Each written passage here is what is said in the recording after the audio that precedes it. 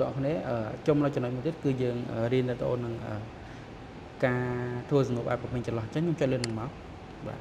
ហើយខ្ញុំយកជាប្រភេទ poster បាទហើយបន្ទាប់មកខ្ញុំចាប់ផ្ដើមសរសេរកន្លែងនេះយើងអាចសរសេរបានបាទចូលបំពេញចន្លោះ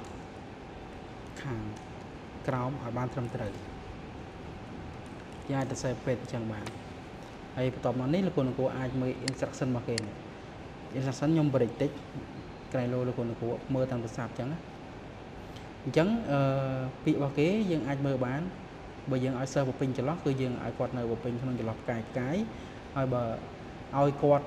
អាចបំពេញចម្លើយលើសពី1បានឧទាហរណ៍ថាពាក្យថាម៉ាក់ម៉ាបាទគាត់សរសេរអក្សរខ្មែរម៉ាក់ម៉ាក៏បានសរសេរ MAG MA ក៏បានអាហ្នឹងយើងអាចទទួលត្រូវដែរអាហ្នឹងយើងអាចប្រើ slash បាទហើយសម្រាប់តម្រុយhint យើងអាចប្រើសញ្ញាចុច2អញ្ចឹងយើងអាចមើលប្រភេទ example នេះទៅគឺចន្លោះឥឡូវខ្ញុំចូលទៅ copy សិនបាទនេះគឺជាប្រភេទសំណួររបស់ខ្ញុំត្រូវការ copy បាទអញ្ចឹងខ្ញុំ copy មកបាទហើយខ្ញុំផាសមកក្នុងនេះមកខ្ញុំ break តិចដើម្បីលោកគ្រូសួរមើលបាទអញ្ចឹងកន្លែងនេះយើងអាចប្រើផ្កាយ ceiling 8លោកគ្រូណា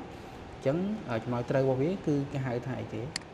ចំណុចត្រូវគឺថាកំអែភ្នំភ្លើងបាទអញ្ចឹងខ្ញុំ copy មកហើយសូមអធិស្ឋានណាបើចម្លើយខុសឬក៏សំណួរខុសអញ្ចឹងលោកគ្រូណាព្រោះខ្ញុំយកមកបញ្ឆាត GPT ទេហើយខ្ញុំក៏មិនឯកទេសផែនដីដែរហើយ slash អញ្ចឹងមានថាគាត់សរសេរជាគាត់សរសេរពីថាកំអែភ្នំភ្លើងជាភាសាខ្មែរក៏បានជាភាសាអង់គ្លេសក៏បានអញ្ចឹងណាបាទ lava អញ្ចឹងទៅ LAVA អញ្ចឹងទៅឬក៏គាត់សរសេរអក្សរធំក៏បានដែរបើយើងទទួលអញ្ចឹងហើយបន្ទាប់មក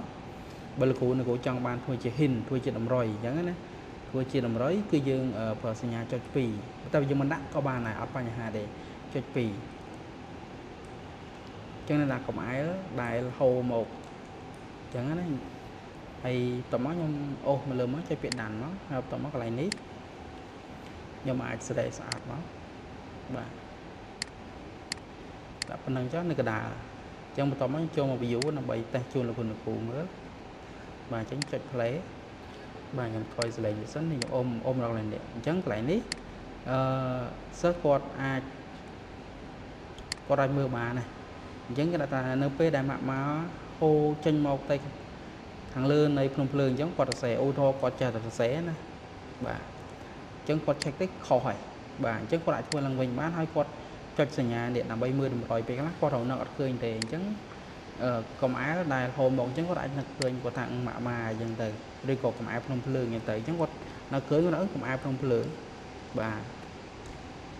អញ្ចឹងគាត់សរសេរមកអញ្ចឹងចម្លើយនេះគឺយើងមាន2តែទទួលគាត់សរសេរកំអែលភ្នំភ្លើងនឹងក៏បាន lava ជាភាសាអង់គ្លេសក៏បាន LAVA អាហ្នឹងអាស្រ័យលើលោកគ្រូទេបាទអញ្ចឹងយើងអាចចុចពី check មកអញ្ចឹងគឺត្រឹមត្រូវហើយអរគុណ